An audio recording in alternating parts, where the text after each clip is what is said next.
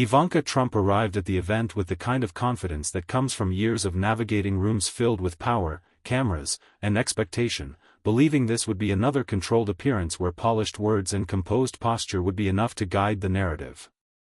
The venue itself reflected that expectation, a grand, carefully selected hall in Washington, D.C., glowing under warm lights, filled with political insiders, journalists, analysts, donors, and public figures who understood the unspoken rules of decorum and restraint. Outside, the city pulsed with its usual energy, staffers rushing between buildings, security checkpoints humming quietly, conversations about policy and influence drifting through the cold night air. Inside, however, the atmosphere felt suspended, as though everyone sensed that something meaningful might happen, even if no one could articulate exactly what it would be. The event had been promoted as a thoughtful discussion on leadership, responsibility, and honesty in modern America, particularly under the administration of President Donald Trump, and most attendees expected carefully measured exchanges, cautious language, and familiar talking points. Samuel L. Jackson's presence subtly disrupted that expectation before he even spoke. He didn't enter with spectacle or fanfare, nor did he carry himself like a celebrity seeking attention. Instead, he moved with quiet certainty, the kind that doesn't need validation. His reputation preceded him, not just as an actor with an unmistakable voice and commanding screen presence, but as a man known for blunt honesty and an unwillingness to soften his views to make others comfortable. As he made his way through the hall, conversations softened, then paused altogether. People noticed the shift, though many couldn't explain it. Jackson wasn't rushing, wasn't performing, wasn't posturing. He scanned the room deliberately, his gaze steady, observant, and grounded, as though he were measuring the space not by status or influence but by intent. When his eyes settled briefly on Ivanka Trump seated in the front row, something unspoken passed between them, not hostility, not admiration, but awareness. Ivanka sat poised, posture perfect, hands folded neatly, her expression composed and assured. She had mastered this environment. Years of public appearances, interviews, and strategic messaging had taught her how to command attention without appearing aggressive, how to project confidence without seeming confrontational. She was accustomed to steering conversations, shaping narratives, and emerging polished regardless of the questions asked. To her, this was another discussion panel, another opportunity to present her perspective with calm authority. What she did not anticipate was resistance that could not be deflected with charm or precision. When Jackson eventually took the stage, the room fell into an attentive stillness. He began speaking in a measured, deliberate tone, addressing leadership not as an abstract ideal but as a lived responsibility. He spoke about honesty, not as a slogan, but as a discipline, something that demands consistency, accountability, and courage. His words were calm, but they carried weight, and the audience leaned in, sensing an undercurrent beneath the surface. This was not entertainment. This was not performance. It was preparation. Jackson's gaze returned to Ivanka more than once, not aggressively, but intentionally, as if signaling that this conversation would not remain theoretical. The discussion moved forward smoothly at first, touching on familiar territory, values, public service, influence, but tension slowly threaded itself through the room, subtle yet undeniable. When the moment came for Ivanka to speak directly, she leaned forward slightly, her voice controlled, her tone light enough to appear casual yet sharp enough to cut. She suggested that entertainers should remain in their lane, that actors ought to focus on films rather than comment on issues they supposedly did not understand. The remark landed instantly. A few scattered laughs rippled through the audience, followed by a sudden, heavy silence. It wasn't merely disagreement that people felt, it was discomfort. The comment wasn't framed as debate, it was dismissal, a calculated attempt to reduce Jackson's credibility in front of a room that valued status and authority. All eyes turned toward him. Jackson did not react immediately. He didn't interrupt. He didn't smile. He paused. He adjusted his glasses slowly and let the silence stretch, allowing the weight of her words to settle fully into the space. That pause became a statement in itself. The room grew quieter than it had been all evening. In that stillness, the balance of power subtly shifted. When Jackson finally spoke, his voice remained steady, unraised, deliberate. He spoke about leadership as something proven through action rather than image, about integrity as something tested when it is inconvenient rather than celebrated when it is easy. His words were not defensive. They were foundational, laying the groundwork for a deeper point. The audience listened intently, sensing that this was building towards something they hadn't anticipated. Jackson spoke about the danger of confidence unanchored from accountability, about how authority loses meaning when it is insulated from scrutiny. Then, without raising his voice or changing his posture, he delivered a statement that cut through the room with surgical precision, suggesting that before questioning anyone's integrity, one should be prepared to support their own claims with verifiable facts. The words were calm, but their impact was immediate. Ivanka attempted to recover with a brief laugh, a familiar tactic meant to soften the moment and regain control, but the energy in the room had already changed. Jackson's calm refusal to be diminished transformed what could have been a fleeting jab into the opening of something far larger, a confrontation not fueled by anger, but by accountability. The audience sensed it immediately. This was no longer a polite exchange of opinions. This was the beginning of a reckoning, one that would pull the conversation away from performance and into substance, away from image and toward truth, setting the stage for a moment that would redefine the entire evening and leave everyone present aware that they were witnessing something that could not be undone. The shift in the room after Jackson's measured response was impossible to ignore, as though an invisible line had been crossed and there was no returning to the safety of polite discussion. The audience, once relaxed in their seats, now leaned forward almost instinctively, drawn into the gravity of the moment. Ivanka Trump, still seated in the front row, maintained her composed posture, but the effortless confidence she had carried moments earlier began to feel strained, as if she were suddenly aware that the familiar tools of charm, humor, and dismissal were no longer sufficient. Jackson continued speaking, not rushing, not pressing aggressively, but carefully expanding his point, framing leadership as something that demands consistency between words and actions. He spoke about how authority, when insulated from accountability, becomes hollow, how public trust erodes not through dramatic failures alone but through quiet evasions that accumulate over time. His voice never rose, yet every sentence carried the weight of experience, resonating deeply with an audience accustomed to rehearsed rhetoric. He spoke about the responsibility of those in visible positions to accept scrutiny rather than deflect it, to answer difficult questions rather than diminish the questioner. The room remained silent, attentive, almost reverent. Ivanka listened closely, her expression controlled, but the subtle cues were there, the tightening of her jaw, the slight shift in her shoulders, signals that she recognized the conversation was no longer unfolding on her terms. Jackson's calm presence filled the space, and with each measured sentence, he dismantled the notion that credibility is tied to profession rather than principle. He reminded the audience that history is shaped not by titles but by choices, that courage is often quiet, and that truth rarely needs volume to be heard. As he spoke, journalists scribbled notes more urgently, sensing the significance of what was happening. This was not a spectacle designed for headlines, it was a moment of clarity unfolding in real time. When Jackson finally addressed the heart of the issue directly, he did so without accusation, instead framing it as a question of standards. He spoke about the importance of evidence, about how integrity must be proven when challenged, not protected by status or lineage. His words hovered in the air, heavy and deliberate. Ivanka attempted to respond with composure, offering a brief remark meant to reassert control, but her voice, though steady, lacked the authority it carried earlier. The audience noticed. The dynamic had shifted. Jackson did not interrupt or dismiss her response. Instead, he listened, nodded slightly, and then continued, explaining that leadership requires the willingness to face uncomfortable truths, especially when those truths threaten carefully constructed narratives.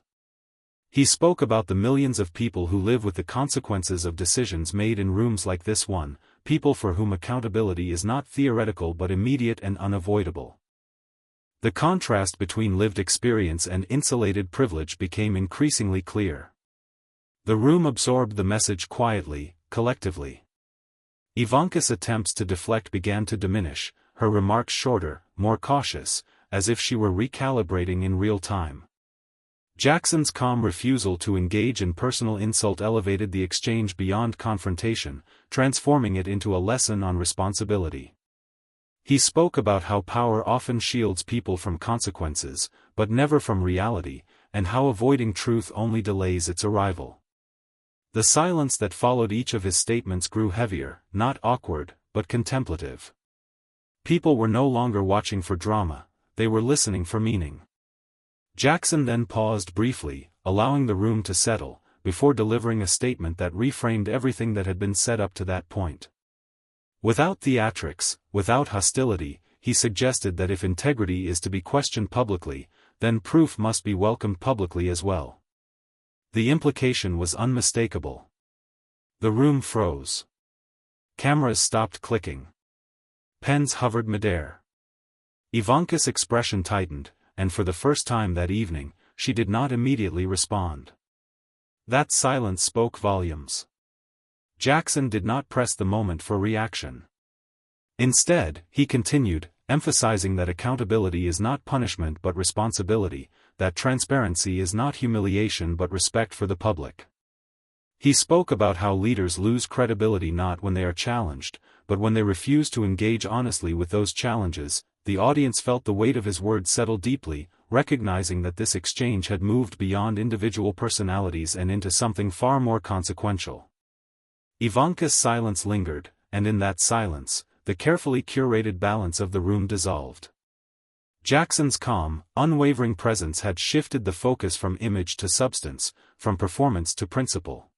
The audience understood they were witnessing a turning point, not just in the discussion, but in the atmosphere itself. This was no longer a debate to be won or lost. It was a reckoning unfolding quietly, deliberately, and with a clarity that could not be dismissed, setting the stage for an even more profound moment yet to come. By the time the silence finally broke, the room no longer belonged to any single person on stage, but to the tension itself, thick and unavoidable, wrapping around every listener like a held breath that refused to release. Ivanka Trump eventually spoke again, her words carefully chosen, her tone noticeably more restrained than before, signaling a shift from confidence to caution.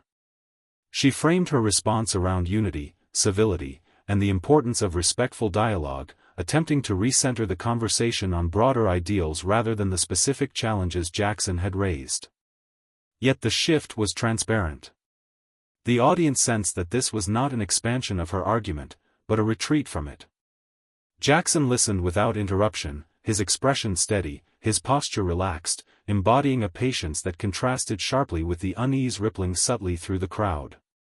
When he responded, he did not dismiss her appeal to unity. Instead, he reframed it, suggesting that true unity cannot exist without honesty, and that civility loses meaning when it is used to avoid accountability. His voice carried no anger, only conviction, and that calm conviction resonated more powerfully than any raised voice could have. He spoke about how history often remembers moments like these not for their volume, but for their clarity, not for who spoke the loudest, but for who spoke most truthfully. As he continued, Jackson broadened the lens of the conversation, connecting the exchange unfolding in that room to a larger pattern seen repeatedly throughout American history, moments when power resisted scrutiny, when image was prioritized over impact, and when the discomfort of truth was met with deflection rather than engagement. The audience followed him willingly, drawn into a narrative that extended far beyond the stage. He spoke about communities affected by policy decisions made without transparency, about families whose lives were altered by choices justified through polished language rather than evidence. These were not abstract examples, they were reminders that leadership has consequences that echo far beyond press conferences and panel discussions. Ivanka's presence on stage now felt symbolic rather than commanding, her earlier attempt to define the boundaries of credibility quietly unraveling as Jackson redefined authority itself. He emphasized that credibility is earned through consistency, through the willingness to stand by one's words when challenged, and through the courage to admit uncertainty when answers are not clear. The room absorbed his words deeply, and the shift in energy became unmistakable. Audience members exchanged glances, some nodding subtly, others sitting motionless, processing the implications. Jackson's refusal to personalize the exchange elevated it into something instructive, almost reflective, inviting everyone present to consider their own relationship with power and truth. When Ivanka attempted once more to interject, her response was brief, almost tentative, as though she recognized that the momentum no longer belonged to her. Jackson acknowledged her words respectfully, then continued, reinforcing the idea that leadership demands humility alongside confidence, and that the strongest leaders are those willing to listen as much as they speak. His calm authority filled the space, not dominating it, but grounding it. He spoke about how accountability is often framed as an attack, when in reality it is an invitation, to clarify, to explain, to prove alignment between values and actions. The audience felt the weight of that reframing. This was not confrontation, it was an insistence on integrity. As Jackson spoke, the atmosphere shifted again, this time toward introspection. People were no longer reacting to personalities, but reflecting on principles. The room felt smaller somehow, more intimate, as though each listener had been pulled into a private reckoning. Ivanka sat quietly now, her posture composed but subdued, her earlier confidence replaced by a careful stillness. Jackson concluded this portion of his remarks by emphasizing that truth does not fear questions, and that transparency is not weakness but strength. His final words in this moment lingered, settling over the audience like a quiet challenge, one that could not be answered with rhetoric alone. The silence that followed was not empty, it was full, heavy with understanding. The audience knew that the conversation had reached a point of no return. Whatever came next would not merely respond to what had been said, it would define how the moment would be remembered, setting the stage for a conclusion that would resonate far beyond the walls of that room. As the final moments of the discussion unfolded, the room carried a stillness that felt earned rather than imposed, as though everyone present understood they had moved through something transformative together. Ivanka Trump remained composed in appearance, but the authority she initially projected had softened into restraint, her role shifting from narrative driver to silent participant. The exchange had taken on a gravity that no amount of careful messaging could undo. Samuel L. Jackson, sensing the weight of the moment, did not press further, nor did he seek a dramatic closing statement. Instead, he grounded his final remarks in reflection, speaking about how moments of accountability are rarely comfortable, yet always necessary. He reminded the audience that progress is born not from agreement, but from the willingness to confront uncomfortable truths with honesty and humility. His words did not target individuals, they challenged systems, habits, and assumptions that allow power to drift away from responsibility. He spoke about how public trust is not inherited, branded, or protected by image, but built slowly through transparency, consistency, and the courage to answer difficult questions. The audience listened without interruption, fully engaged, aware that the conversation had transcended its original purpose. Jackson emphasized that leadership is ultimately measured by how it responds under pressure, not when applause is guaranteed, and that dignity is preserved not by avoiding scrutiny, but by meeting it directly. As he concluded, the room remained silent for a beat longer than expected, not out of shock, but recognition. Applause followed, not explosive or celebratory, but steady and respectful, a collective acknowledgement of the clarity that had been offered. Ivanka rose with the rest of the audience, her expression neutral, thoughtful, offering no rebuttal, no closing defense. In that moment, the contrast spoke louder than words. The evening ended without spectacle, without raised voices, without triumphal declarations, yet its impact lingered far beyond the walls of the venue. Journalists would later describe it as a turning point, not because of confrontation, but because of composure. Commentators would analyze it not for insults exchanged, but for standards established. Viewers watching later would notice what those in the room felt immediately, that this was a rare instance where image yielded to substance, where calm truth proved more powerful than polished dismissal.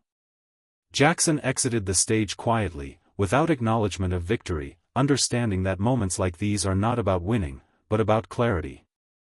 Ivanka departed surrounded by aides, the evening's outcome already reshaping the narrative she had intended to control. The city outside continued its restless rhythm, unaware that inside that hall, something subtle yet profound had shifted. What remained was not scandal, nor spectacle, but a reminder, etched into memory, that accountability does not need aggression, that truth does not require volume, and that sometimes the most decisive moments arrive not with noise, but with unwavering calm. And in that calm, the balance of the room had changed forever.